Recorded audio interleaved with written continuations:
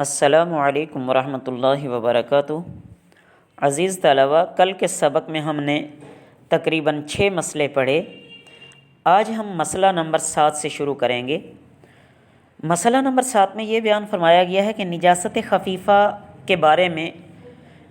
شریعت میں کیا حکم ہے۔ تو اگر نجاست خفیفہ کپڑے یا بدن وغیرہ پر کسی جگہ بھی لگی ہوئی ہو تو اس جس حصے پر لگی ہے اس کے چوتھائی سے اگر کم ہے تو وہ معاف ہے، اور اگر پورا چوتھائی یا اس سے زیادہ ہے تو پھر معاف نہیں ہے۔ یعنی اگر آستین میں لگی ہے تو آستین کی چوتھائی سے کم ہو، اگر دوپٹہ وغیرہ میں لگی ہے تو اس کی چوتھائی سے کم ہو تو معاف ہے، اور اسی طرح اگر نجاست خفیفہ ہاتھ میں بھری ہے تو ہاتھ کی چوتھائی سے کم ہو تو وہ معاف ہے، اور اگر ٹانگ پہ لگی ہو تو اس کی چوتھائی سے کم ہو تو بھی معاف ہے وغیرہ۔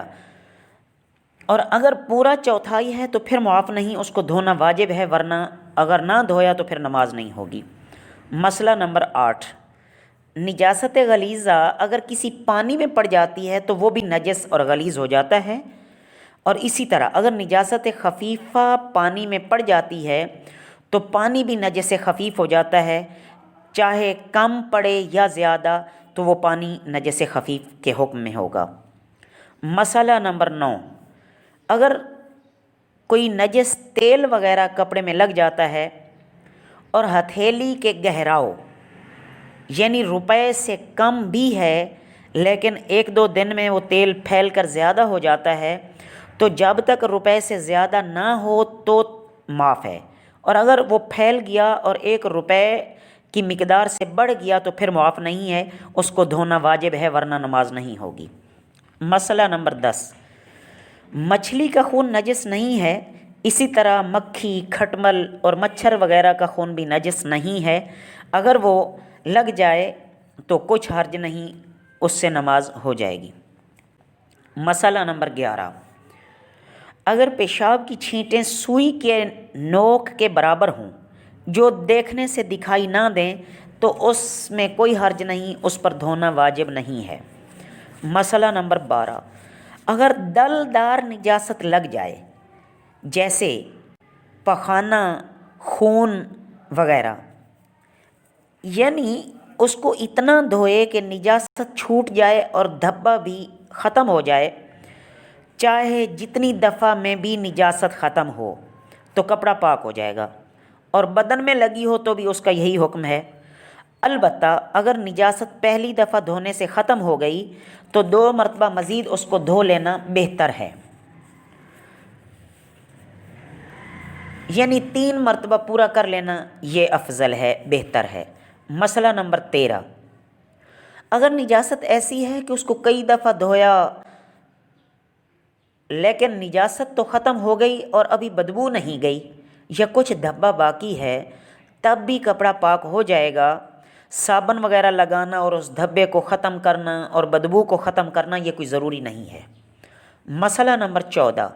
اگر پیشاب کی مثل کوئی چیز، کوئی نجاست لگ جاتی ہے جو دلدار نہیں ہے تو 3 مرتبہ دھوئے اور ہر مرتبہ نچوڑے، اور تیسری مرتبہ اپنی پوری طاقت سے نچوڑے تو تب پاک ہوگا۔ اگر خوب طاقت لگا کر نہ نچوڑا، معمولی سا نچوڑ دیا تو بھی وہ چیز پاک نہیں ہوگی، وہ برتن وغیرہ، وہ کپڑا وغیرہ پاک نہیں ہوگا۔ معذرت، برتن کا نام آ گیا۔ مسئلہ نمبر 15، اگر نجاست ایسی چیز میں لگی ہے جس کو نچوڑا نہیں جا سکتا، جیسے تخت یا چٹائی یا زیور یا مٹی یا چینی کے برتن وغیرہ ہیں، بوتل ہے، جوتا ہے، تو اس کو پاک کرنے کا طریقہ یہ ہے کہ 1 دفعہ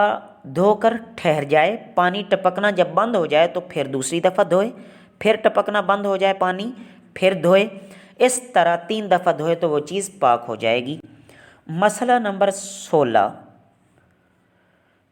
جو چیز پانی کی طرح پتلی ہو اور پاک ہو تو اس سے بھی نجاست کا دھونا درست ہے، جیسے گلاب یا عرق گاؤزبان یا کسی عرق یا سرکے سے دھوئے تو چیز پاک ہو جائے گی۔ البتہ چکنائی والی چیز جیسے گھی ہے، تیل ہے، دودھ وغیرہ ہے، تو اس سے وہ چیز پاک نہیں ہوگی۔ مسئلہ نمبر 17، بدن میں یا کپڑے میں منی وغیرہ لگ کر خشک ہو گئی تو کھرچ کر خوب مل دینے سے کپڑا پاک ہو جائے گا، اور اگر وہ ابھی خشک نہیں ہوئی تو فقط اس کو دھو لینے سے وہ پاک ہو جائے گا۔ لیکن اگر کسی نے پیشاب کیا اور پھر استنجا نہیں کیا تھا تو ایسے وقت میں اگر منی نکلی تو وہ ملنے سے پاک نہیں ہوگی بلکہ اس کو دھونا چاہیے۔ مسئلہ نمبر 18، جوتے اور چمڑے کے موزے میں اگر دلدار نجاست لگ کر خشک ہو گئی جیسے گوبر، پاخانہ، خون، منی وغیرہ ہے تو زمین پر خوب اس کو رگڑ دینے سے کہ وہ نظر نہ آئے وہ پاک ہو جاتا ہے، اور اگر خشک نہ ہو تب بھی اس کو اتنا رگڑے اور اس کو گھسا دے کہ نشان نظر نہ آئے تو تب بھی وہ جوتا یا چمڑا کا موزہ پاک ہو جائے گا۔ وما علینا الا البلاغ المبین۔